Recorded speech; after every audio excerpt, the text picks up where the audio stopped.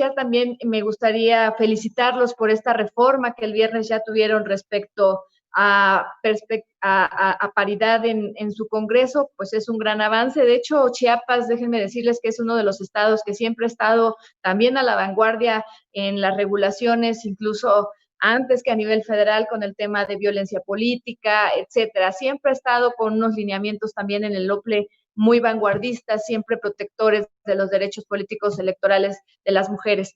Pero bueno, les quiero comentar que la trascendencia de saber juzgar o de juzgar con perspectiva de género, pues radica precisamente en hacer efectivas estas reformas. De nada sirve tener unas reformas muy acabadas si no se juzga con perspectiva de género. Juzgar con perspectiva de género es una herramienta justo para lograr esta paridad sustantiva y que las mujeres que lleguen a cargos de elección popular o algún cargo público que tenga que ver con la materia electoral, pues puedan ejercerlo libre de violencia. Entonces, por eso es la importancia y por eso vamos a verlo más adelante, que incluso la reforma de violencia política de género refuerza este deber constitucional de juzgar con perspectiva de género. ¿Sí me siguen escuchando?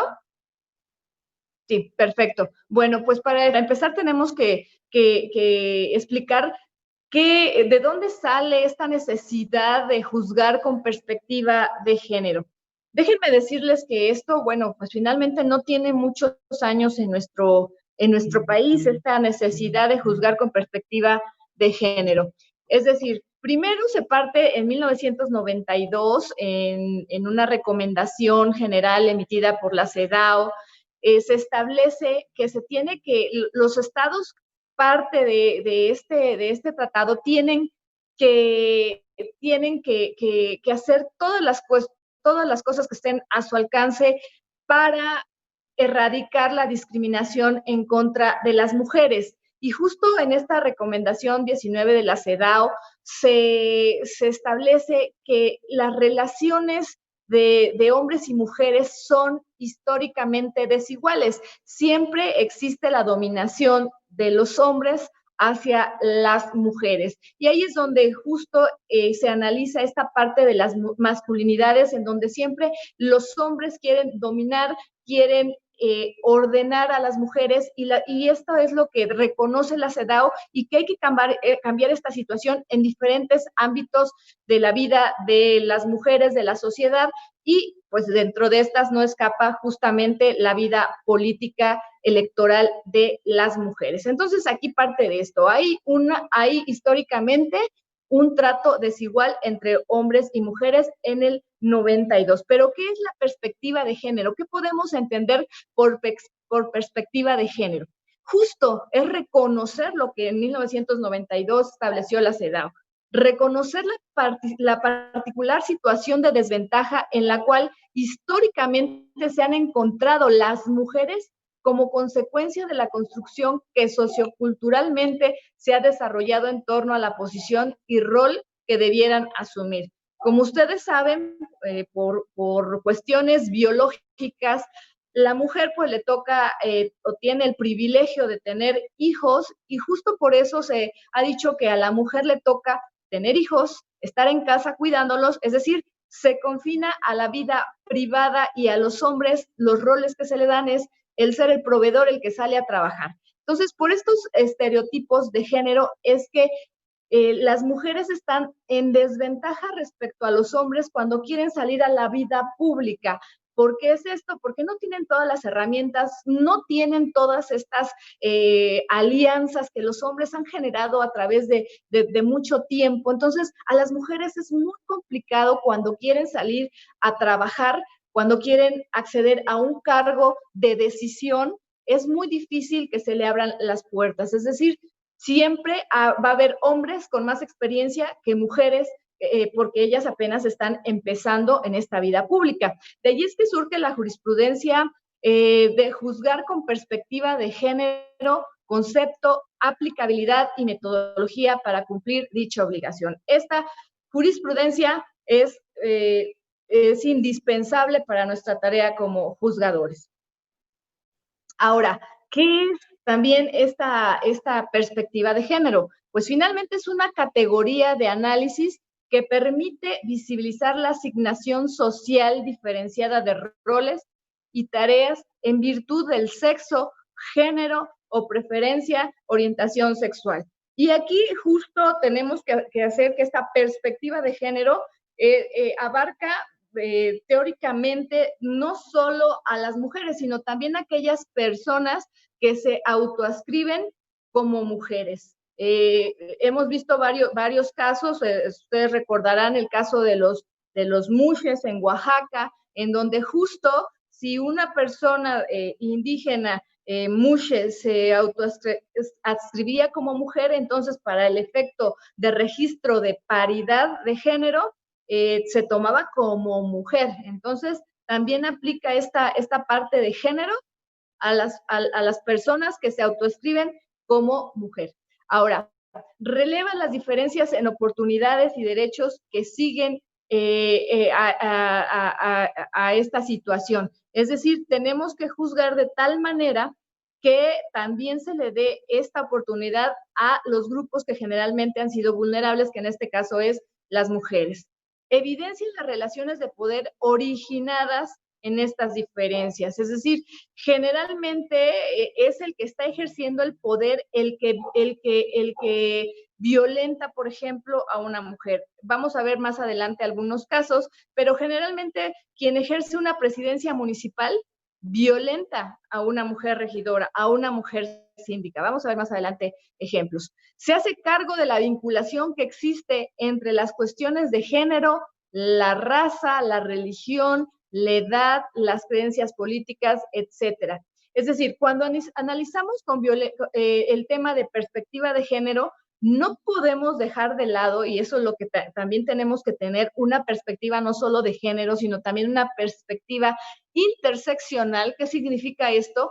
Que tenemos que tener en cuenta que hay mujeres que son violentadas, pero no solo por ser mujeres, sino también porque son indígenas, sino también porque son jóvenes, porque son pobres, etcétera. La múltiple discriminación.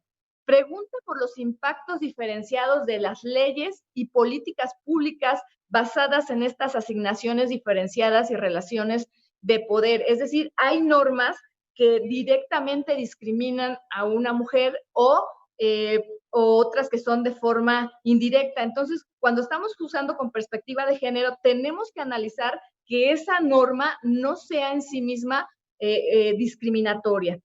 Determina en qué casos un trato diferenciado es arbitrario y en qué casos es necesario.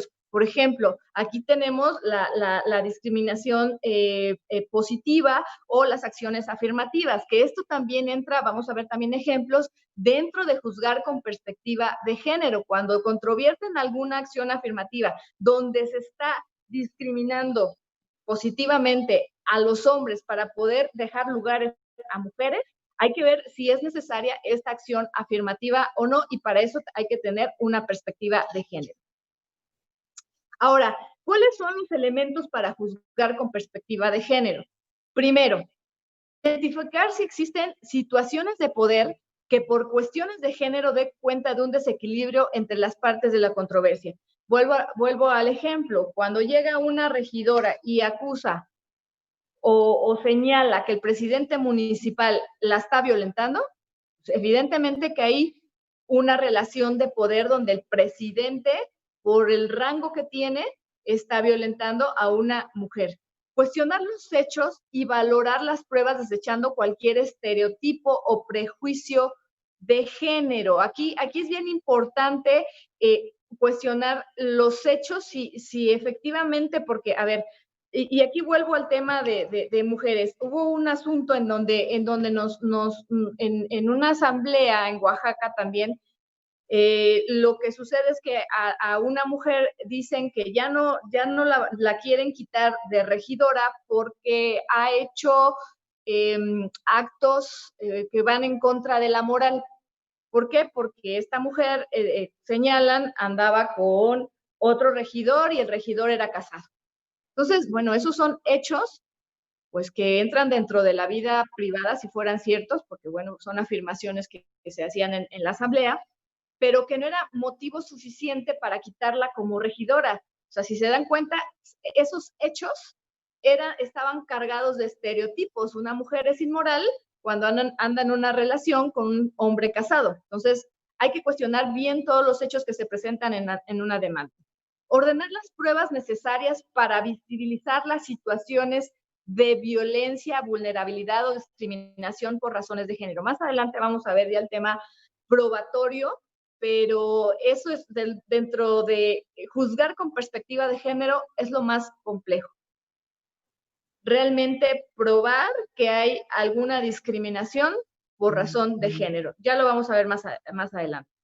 Evaluar el impacto diferenciado de la solución propuesta para buscar una solución justa e igualitaria. Es decir, tenemos que tomar este impacto diferenciado y por eso es de gran relevancia ahorita la reforma de violencia política de género, porque realmente se tiene que buscar una resolución justa e igualitaria a través de reparación del daño, a través de medidas de no repetición, porque si no hacemos esto, sabemos que cuando se emite una resolución, cuando una mujer primero demanda algún tema de discriminación, denuncia el tema de discriminación, esta violencia se acrecenta, se hace más grave. ¿Por qué? Porque el violentador se enoja. Entonces, hay que buscar una solución que proteja también a la mujer y que no permita que pueda ser vulnerada, que pueda ser pues lesionada por haber denunciado. Aplica los estándares de derechos humanos de todas las personas involucradas. Aquí también es bien importante,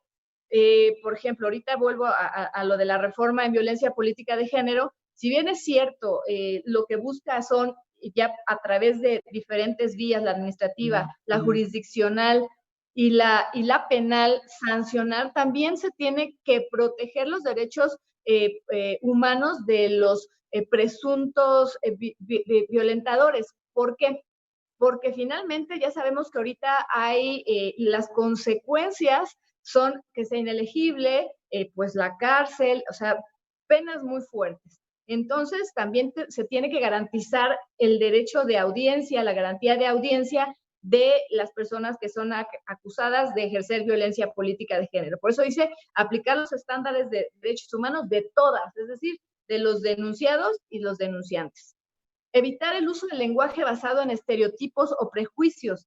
Debe procurarse un lenguaje incluyente con el objeto de asegurar un acceso a la justicia sin discriminación. Si no, imagínense una sentencia en la cual va una mujer y de todos modos se invisibiliza en la sentencia al no hablar con lenguaje incluyente. Entonces hay que tener mucho cuidado en ese aspecto también.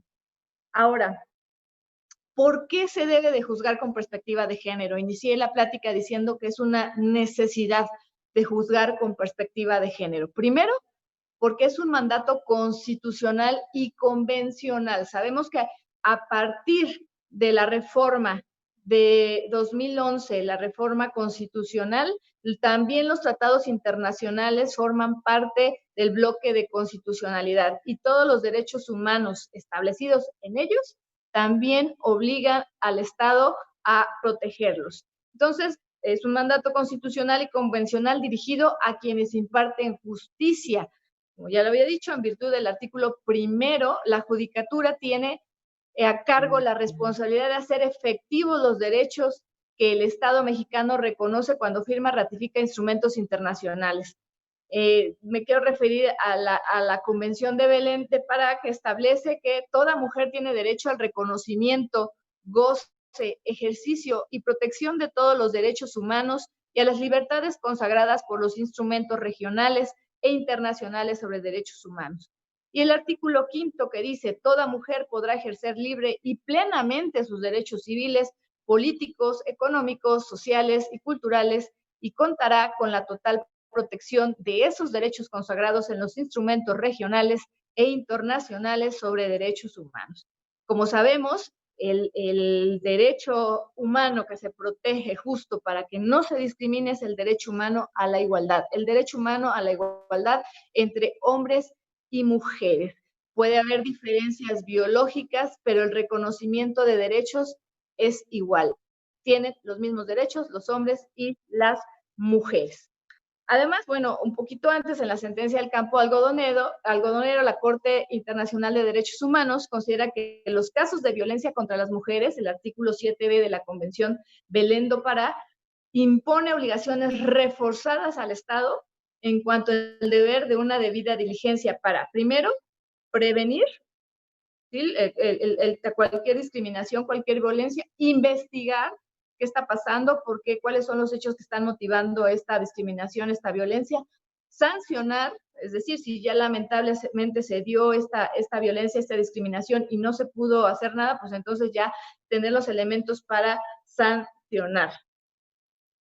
Ahora, por otro lado, la impartición de justicia, sabemos que lo que hacemos nosotros es un ejercicio argumentativo. En la sentencia vemos efectivamente los hechos, si se puede aplicar una norma y motivamos por qué es aplicable esa norma y determinamos a quién le asiste la razón o no. Es un ejercicio argumentativo. En este ejercicio argumentativo tenemos que aplicar la perspectiva de género. ¿Y por qué es tan importante aplicar la perspectiva de género? Porque ya lo dijimos, garantiza un derecho humano, el derecho a la igualdad, y de hacer que se manifieste como un principio fundamental en la búsqueda de soluciones justas, es decir, no solo soluciones legales, sino justas, o sea, ver estas diferencias que existen entre hombres y mujeres, esta desventaja que existe a lo largo de los años de las mujeres y que las soluciones sean justas. Para juzgar con perspectiva de género es importante retomar lo establecido por el protocolo para juzgar con perspectiva de género. Es un instrumento, un documento que tenemos que tener siempre a la mano. Este fue creado por la Suprema Corte de Justicia de la Nación en julio de 2013. Déjenme decirles que ya en 2019 se hace una evaluación para ver cómo ha funcionado este protocolo. La Dirección General de Derechos Humanos dio inicio a la actualización del protocolo con la realización de un proceso consultivo que tuvo como finalidad recoger las observaciones, preocupaciones y recomendaciones de operadoras y operadores de justicia, personas en el ámbito académico e integrantes de organizaciones de la sociedad civil. Es importantísimo tener todas estas visiones porque a lo mejor uno es como cuando ya está haciendo un documento, lo vuelve uno a revisar y ya no le ve uno los errores. Ve otra persona, otros ojos nuevos y puede verle muchos errores y puede sugerir cosas. Es importante que las organizaciones de la sociedad civil hayan participado en esta revisión porque finalmente son ellas las que conocen de cerca qué es lo que está pasando, si realmente se está impartiendo justicia con perspectiva de género o no. Debo destacar que en este ejercicio se realizó principalmente con la Asociación Civil X, Justicia para las Mujeres, organizado por la sociedad civil. Entonces aquí este yo se lo recomiendo que lo tengan a la mano para juzgar con perspectiva de género. ¿Cuál es el propósito de este protocolo? Pretende ayudar a quienes juzgan a cumplir con su obligación constitucional y convencional de promover, respetar, proteger y garantizar bajo los principios de universalidad, interdependencia, indivisibilidad y progresividad el derecho a la igualdad y a la no discriminación, es decir, para proteger el derecho a la igualdad con todos los principios que rigen los derechos humanos. Es decir, por ejemplo, el de progresividad es el que ha sido más importante, creo, todos, pero porque sabemos que en los estados, sobre todo, se han hecho, también en el INE, pero en los estados se han hecho muchas acciones afirmativas para permitir que las mujeres tengan las mismas oportunidades de llegar a cargos de elección popular. Y justo ahorita en la armonización de violencia política de género, sí lo que se recomienda es que, a ver, tienes que hacer la armonización justo como lo establece la reforma federal. Sin embargo, no es limitativa, no limita a los congresos del estado a que solo lo hagan exactamente como está a la reforma federal, porque sabemos que cada estado tiene sus necesidades y que cada estado ya había avanzado en estas acciones afirmativas. Entonces, lo importante es que se establezcan también estas acciones afirmativas en las leyes locales precisamente atendiendo al principio de progresividad, nada hacia atrás. Entonces, es bien importante de juzgar con perspectiva de género. Ahora, les decíamos hace rato, juzgar con perspectiva de género incluye también reconocer las acciones afirmativas, es decir, cuándo es necesario hacer esta discriminación positiva, como se llama, para darle lugar a las mujeres. Y ustedes recordarán que de las primeras sentencias emblemáticas que juzgan con perspectiva de género es aquella del Instituto Federal Electoral en el 2013, cuando este instituto emite una convocatoria exclusiva para mujeres, para vocales de juntas distritales. Allí, obviamente, pues los hombres son los que dijeron, a ver, ¿por qué? ¿Por qué si tenemos que competir en condiciones de igualdad? ¿Por qué solo para ellas? La Sala Superior estableció que se necesitaba esta acción afirmativa porque finalmente había muy pocas mujeres en estos cargos y era necesario. Si no se hubiera juzgado con perspectiva de género, seguramente hubiera dicho que, pues efectivamente, que hay que emitir convocatorias universales. Por eso fue emblemática, marcó un parteaguas esta sentencia en el 2013. Ya a partir de allí ya pues vemos que existen diferentes convocatorias para el sistema de carrera judicial solo para mujeres, la Secretaría de la Función Pública ya emite solo convocatorias para mujeres, además de que ya cambió el contexto normativo, porque como bien lo señalan, y que el viernes ya emitieron la reforma de paridad en su estado, pues ya en 2019 hay una reforma a nivel constitucional que establece la obligación de contemplar, de tener paridad en los tres poderes. Entonces, ese es un ejemplo de juzgar con perspectiva de género. Otra es todas las acciones afirmativas que les vuelvo a repetir han emitido los soples para permitir que las mujeres, me quiero referir en específico al JDC 567, que es de Veracruz, que ahí, además del fin de lograr que se conformaran ayuntamientos paritarios, lo cierto es que el OPLE no establece esta asignación paritaria. Ahí yo emití un voto particular, pero hay mujeres de la sociedad civil que impugnan. Entonces ahí fue un argumento extra el que hace la Sala Superior al decir que no importa que fueran mujeres de la sociedad civil, que ellas no estuvieran participando porque estaban defendiendo el derecho de un grupo vulnerable, lo que se llama un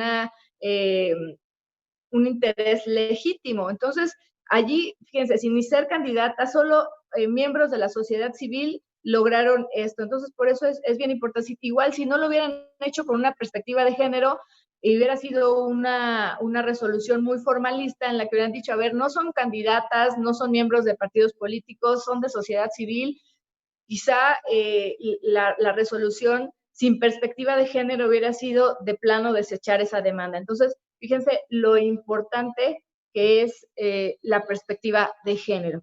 Ahora, realmente, a pesar de que ya desde 1992 exista esta recomendación de la CEDAW, que se tiene que hacer todo lo que sea necesario para quitar, para erradicar esta discriminación, estamos juzgando con perspectiva de género. El Estado mexicano está cumpliendo con esta obligación, con este deber constitucional y convencional. Fíjense que este año justamente la organización X Justicia para las Mujeres publicó el informe No es Justicia, donde se analizan 110 sentencias emitidas en el país a partir de la revisión de 8 elementos para determinar si se cumple con la perspectiva de género. Y fíjense nada más cuál fue el resultado. ¿Cuáles son los elementos que se analizan? Bueno, si se analizan los hechos con perspectiva de género, la valoración de las pruebas, la detección de situaciones de riesgo y órdenes de protección, o sea, analizan en cuánto se hace este análisis de situaciones de riesgo, identificación de los derechos afectados, ubicar el derecho aplicable al caso, argumentación y o razonamientos utilizados para resolver, reparación del daño, medidas de seguimiento de las sentencias. Este es bien importante, la medida de seguimientos, porque como ya escuché en una ocasión pasada a la magistrada Sofía, pues finalmente es súper complicado que se cumplan las sentencias. Entonces hay que tener medidas de seguimiento de las sentencias de forma oficiosa, sobre todo cuando se trata de la protección de grupos vulnerables, porque muchas veces, vuelvo a repetir, se incrementa la violencia y entonces a las mujeres, pues obviamente les da miedo ya volver a ir a presentar un incidente de incumplimiento. Por eso es bien importante que de manera oficiosa se lleve a cabo este seguimiento de sentencias. Ahora, fíjense, los resultados es de estas 110 sentencias emitidas, es que solo el 15% cumple con perspectiva de género. El restante 85% no cumple con este estándar de juzgar con perspectiva de género. Entonces, de una escala al 10, la calificación más alta fue 5.85. Según este informe, el Estado mexicano está reprobado en juzgar con perspectiva de género. De ahí la trascendencia y la importante de que realmente juzguemos con perspectiva de género para lograr esta paridad tan anhelada y además que cuando lleguen ya está la paridad, que puedan ejercer libre de violencia a su cargo. Ahora, les decía hace un ratito que este deber de actuar con perspectiva de género se refuerza en la reforma de violencia política de género publicada el 13 de abril de 2020. Efectivamente, como ya saben, en esta grandes rasgos, esta reforma pues enfoca a atender el problema desde diversas perspectivas, tanto que ya pues puede ser impugnada a través de la vía administrativa, la vía penal y la vía jurisdiccional. Es decir, se le dan más herramientas a las mujeres para que puedan acudir a defender sus derechos violentados. Y en materia específicamente electoral, se reguló se establece el concepto de violencia política contra las mujeres, los supuestos que la actualizan, que simplemente recogen ya los precedentes, lo que ha sucedido, o sea, realmente no se lo inventan, lamentablemente todos los supuestos han pasado. ¿Quiénes son competentes para resolver sobre este tema? Y todas esas autoridades tienen que tener evidentemente perspectiva de género.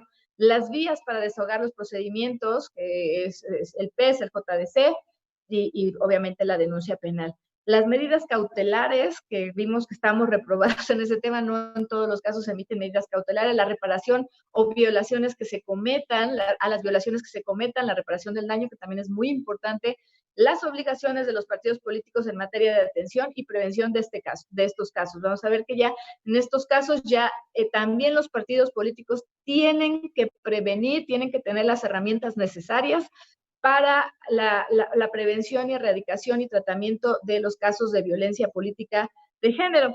Así es que esta reforma, de forma específica, establece, y por eso digo que refuerza el deber del Estado, de los juzgadores, de ver esta perspectiva de género, de juzgar con perspectiva de género. En la Ley General de Acceso de las Mujeres a una Libre de Violencia, el artículo 48, fracción segunda, establece incorporar la perspectiva de género al monitoreo de las transmisiones sobre las precampañas y campañas electorales en los programas en radio y televisión que difundan noticias durante los procesos electorales. Es decir, se tiene que revisar que el contenido de estos spots no tengan contenidos estereotipados en contra de las mujeres, además de que sea un contenido equitativo, es decir, que sea la misma cantidad para hombres y mujeres.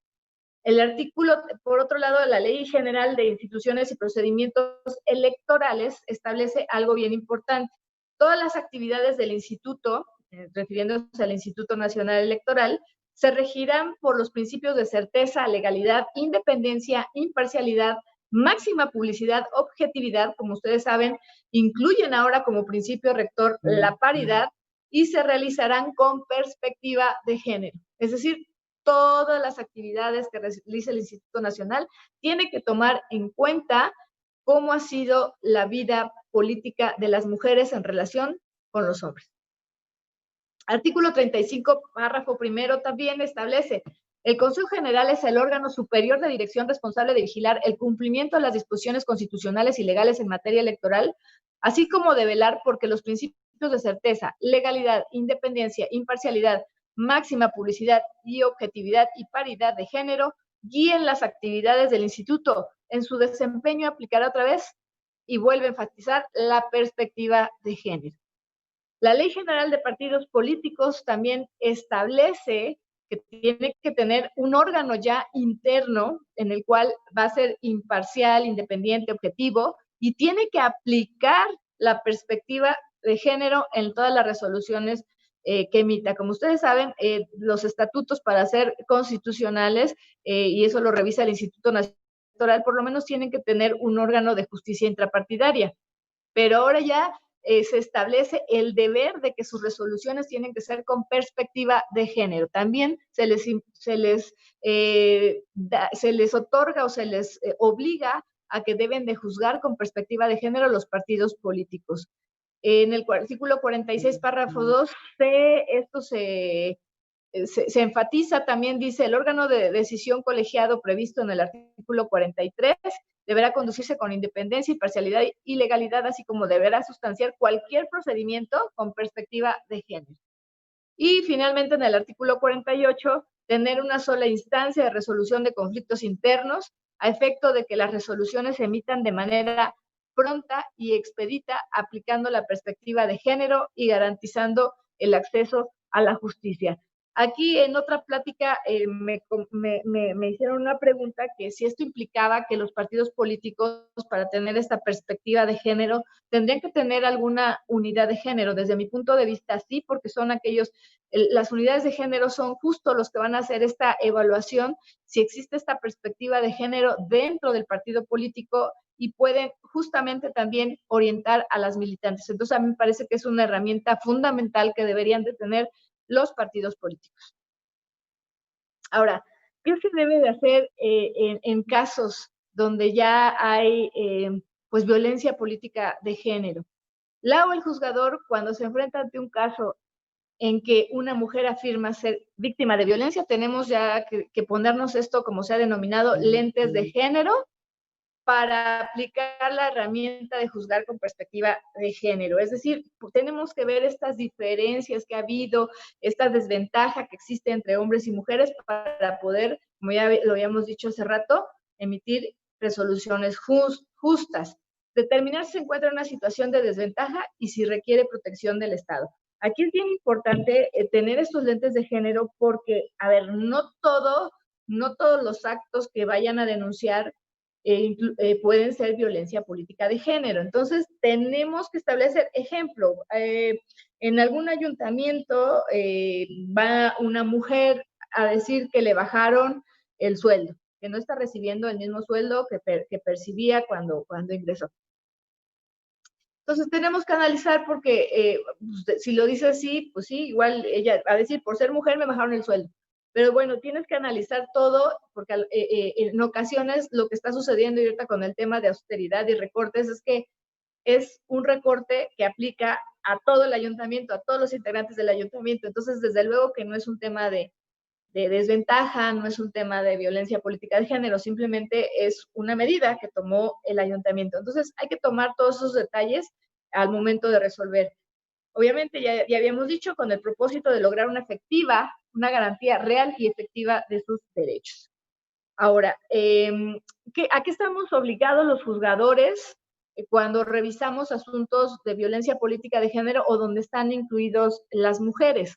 Reconocer un estándar de valoración probatoria de especial naturaleza con respecto a la declaración de las víctimas. Ahorita vamos a ver, pero sabemos que generalmente la violencia no se hace a la luz pública. Digo generalmente porque hay algunas que sí, como el que tuvimos de la semana pasada de las declaraciones que hace un diputado de Puebla, que lo hace a la luz en una primera vez y luego en esta, la semana pasada, lo que señala es que está hablando y calla muy groseramente a una diputada y todavía sigue diciendo que no, que a él no le van a hacer nada como la vez pasada porque tiene el fuero constitucional y que no y que él puede decir lo que quiera, etcétera. Muchas cosas.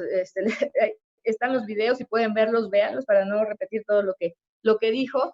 Pero bueno, son de los casos pues que pocos se hacen así a la luz pública, pero la mayoría se hace de forma velada, escondida.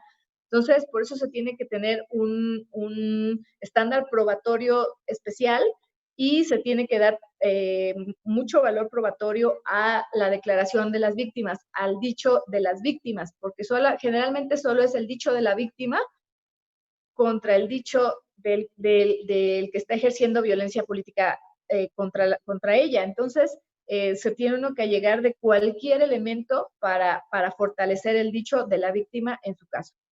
Identificar y erradicar estereotipos que produzcan situaciones de desventajas al decidir. Es decir, tenemos que tener estos lentes de género porque yo que doy clases, por ejemplo, en la universidad, los jóvenes, las chicas, pues ya no, por fortuna ya tienen otra forma de ver, ya les tocó ver una sociedad más igualitaria. Entonces, para ellos no identifican tan fácil esta desventaja que ha habido de años por las mujeres en relación con los hombres. Entonces, ellos siempre se van, no maestra, que es que tenemos que competir en igualdad de condiciones. Entonces, tenemos que quitarnos esos estereotipos y ponernos estos lentes de género. Emplear de manera adecuada la cláusula de la libre valoración probatoria en que se sustenta este tipo de asuntos. Y ahorita vamos a ver qué tenemos que hacer en materia probatoria, porque hace rato les comentaba que en juzgar con perspectiva de género, una de las cuestiones más problemáticas, pues justo es probar que existe violencia política de género. Aquí les traigo una numeralia de 77 casos al corte a junio de casos de violencia política de género, pero donde confirmamos fueron en 17 y en 14 donde se acredita la violencia política de género en 14, es decir, que revocamos algunas sentencias. Pero fíjense, son muy poquitas en relación con todas las demás. Entonces, es muy difícil probar violencia política en razón de género. Entonces, ¿qué tenemos que hacer respecto a esta problemática real que existe para juzgar con perspectiva de género? La actividad probatoria aquí adquiere una dimensión especial tratándose de controversias que implican el juzgamiento de actos que pueden constituir violencia política de género. Ya que ya lo que les comentaba, esto generalmente se hace a la sombra, de manera velada, no de forma abierta, incluso muchas veces en propaganda, aunque es un acto público, digamos, pero se tiene que tener este lente de género para ver si esa propaganda no contiene algún estereotipo. Incluso han salido resoluciones divididas en donde algunos dicen que sí hay violencia y otros que no hay violencia, que no hay estereotipos. Entonces, hay que tener mucho cuidado. Pero bueno, como generalmente se hacen de forma oculta, pues es difícil probarlo. A veces la violencia no solo es física o se puede probar, porque si fuera física, pues a lo mejor con un certificado médico, entonces hay más formas objetivas de probar, pero generalmente es simbólica o verbal, entonces hay que tomar elementos o allegarse o darle valor probatorio a las pruebas indiciarias, porque generalmente se carecen de pruebas directas. ¿Qué son las pruebas indiciarias? Aquellas que permiten dar por acreditados en un proceso judicial hechos sobre los que no existe una prueba directa, pero que a partir de estimar probados otros hechos relacionados con los que se pretende probar, cabe deducir razonablemente la certeza o acreditación de estos últimos. Más adelante vamos a ver un ejemplo, pero los que ya tenemos un poco de experiencia en el tema probatorio, sabemos que cuando se presentan videos, ¿qué es lo que se dice? Pues es una prueba técnica, no traen tiempo, modo y lugar, entonces no alcanza para probar tu dicho.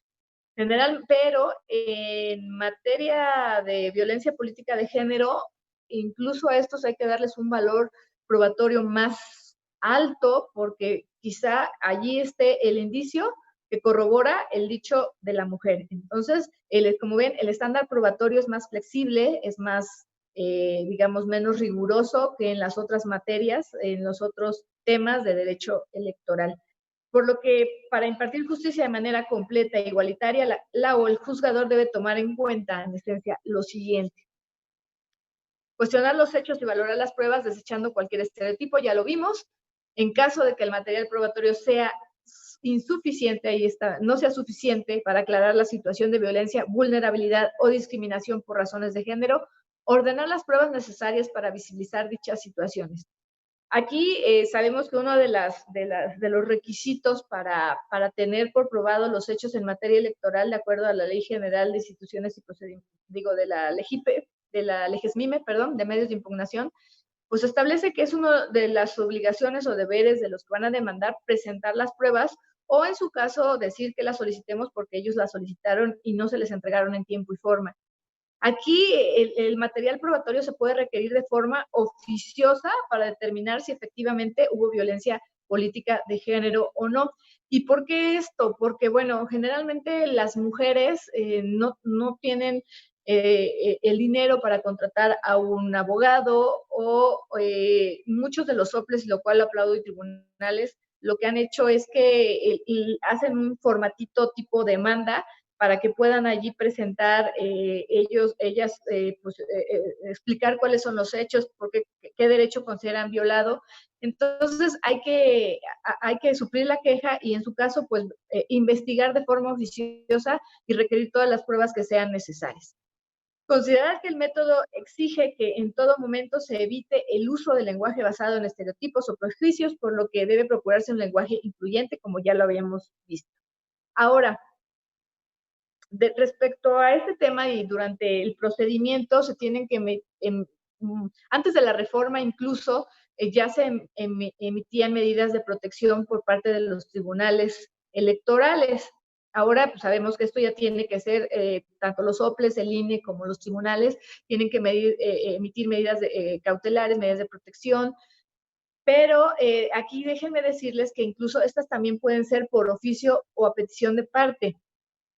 Bueno, si hay a petición de parte no tiene mayor problema, pero por oficio, aunque no lo diga expresamente, quiero medidas de protección, pero de la lectura se advierta que existe riesgo, que ella diga que se sienta en peligro. ¿Por qué? Porque a lo mejor no sabe que tienes derecho a pedir medidas de protección. Entonces hay que emitirlas. En otro foro, creo que fue justo en el de Chiapas, en el que señalaban, y si no las quieren, bueno, finalmente se quitan, pero, o sea, siempre tiene que haber estas medidas de protección de oficio. Obviamente es porque existen manifestaciones en la demanda. Si no existen manifestaciones, no se van a emitir, pero si existen manifestaciones y la autoridad lo advierte, tiene que emitir. Así lo ha hecho ya la Sala Regional Jalapa en un asunto de Yucatán, en donde se emitieron de forma oficiosa, y bueno, tenemos algunos otros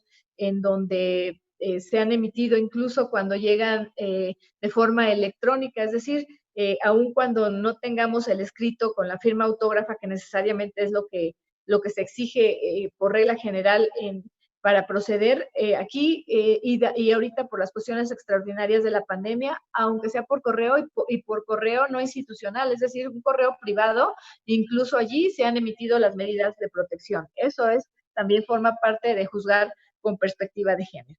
Bueno, pues ya solo me resta comentarles algunos casos que se han juzgado con perspectiva de género. Algunos ya me han escuchado con estos temas, pero es importante porque en este caso hay una actora que pues dice que no le dan la palabra, que la violenta el presidente municipal.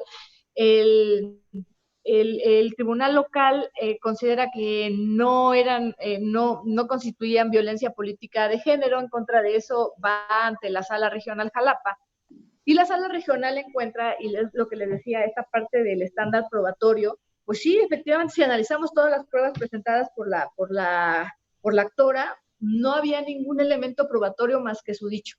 Sin embargo, hay un informe circunstanciado rendido por el presidente municipal ante el tribunal local que no toma en cuenta el tribunal local. O sea, y fíjense lo que le dicen. La síndica manifiesta que es la primera vez que fueron electas 2 mujeres, retomando como suya una lucha que ni realizó ni buscó. Era un requisito obligatorio. O sea, llegó porque tenían que llegar mujeres. La compañera desnuda su mezquindad mental. Nuestra compañera demuestra su ineptitud en el cargo que ostenta. Nótese la mente bipolar. A la fecha, nuestra compañera solo ha demostrado una triste realidad. Magistrado, los invitamos a que intenten trabajar con nuestra compañera y nos den su punto de vista. De manera arbitraria, caprichosa y chantajista, así es como dicen que trabaja. ¿No será que le queda grande el puesto? Fíjense, aquí, a juzgar con perspectiva de género, dijimos que el estándar probatorio tiene que ser más flexible. Si hubiera sido un asunto común y corriente, es decir, no de temas de este grupo vulnerable de mujeres, pues el informe circunstanciado se ha dicho que no forma parte de la controversia, de la litis. Entonces, no se tenía ni siquiera que haber tomado en cuenta como un hecho probatorio, pero en materia de violencia política de género sí se tomó en cuenta, y con esto se corroboró que efectivamente el presidente municipal estaba violentando a la regidora, porque sobre todo dijimos, si esto lo hace en un documento público que va a presentar ante la autoridad que va a resolver, ¿qué no hará en lo privado? Y bueno, tenemos otro asunto, el caso de San Miguel Ahuehuitlán, Oaxaca, en el cual, pues aquí digo de manera rápida, es una mujer embarazada, la cual pidió, obviamente le dan su licencia de maternidad, va a entregársela a la presidenta municipal, además presidenta municipal, mujer también, para decirle que pues tiene su licencia y que se va a ausentar. Sin embargo, la presidenta municipal no le recibe esta licencia. Entonces, ante esta negativa, la regidora de Hacienda va y le da la copia de su licencia a cada uno de los regidores y la síndico municipal en este caso. Pasando el tiempo, ya casi cercano a la fecha en que iba a dar a luz, por fin la recibe la presidenta municipal y le dice pues que sí, que ya sí le va a otorgar la licencia, que sí se puede ausentar, pero que como ella no va a trabajar, pues entonces tiene que ella pagarle a su suplente y le hace que firme un, un convenio para este efecto. Llega esto al tribunal local. El tribunal local lo que establece es que, pues sí, hay una violación, porque pues se le tiene que pagar a ella de forma completa, pero que no hay violencia política de género. Fíjense, allí faltaron esos lentes de género, porque cómo no se va a estar violentando a una mujer que por su calidad de mujer justamente va a tener un hijo y que tiene derecho a que se le dé su licencia de maternidad. Entonces llegó a Sala Jalapa revoca este asunto, pero además establece que fue indebido que ella tuviera que pagarle a su suplente, y que el sueldo tiene que ser completo para la suplente y para ella. Y además se dijo que no solo la presidenta municipal estaba llevando a cabo actos de violencia política contra ella, contra las mujeres, sino también todos los integrantes del cabildo, porque sabiendo esta situación no hizo absolutamente nada. Es decir, saben que el protocolo decía que también por omisión se podía llevar a cabo violencia política, y ahora en la reciente reforma dice que por tolerar estos actos. Entonces, también se sancionó, se estableció que pues ellos eran también responsables de ejercer violencia política contra las mujeres. Y ya solo les dejo el 151, en el cual está muy interesante, porque aquí es donde les digo que están los videos. También justo con estos videos se pudo comprobar que efectivamente eran ciertas varias afirmaciones donde, por ejemplo, le decían que si vas a aguantar los chingadazos, síguele, ella era la regidora encargada de la Comisión de Igualdad de Género. Le decían que pues, su trabajo no servía, pues si ya había una Secretaría de la Mujer, etcétera. Que ella no, pues ella que no la querían ahí porque no era ni de su partido, eso le decía el presidente municipal. Entonces está muy interesante, por si quieren tomar el dato, es el JDC 151, porque ahí se explica muy bien cómo es el estándar probatorio en materia de violencia política por razón de género. Entonces yo solo quiero concluir esta plática que me hicieron favor de invitarme a dar, que es la igualdad es el alma de la libertad. De hecho, no hay libertad sin ella. Entonces, pues les agradezco mucho y estoy abierta a sus órdenes para cualquier duda, comentario. Muchas gracias.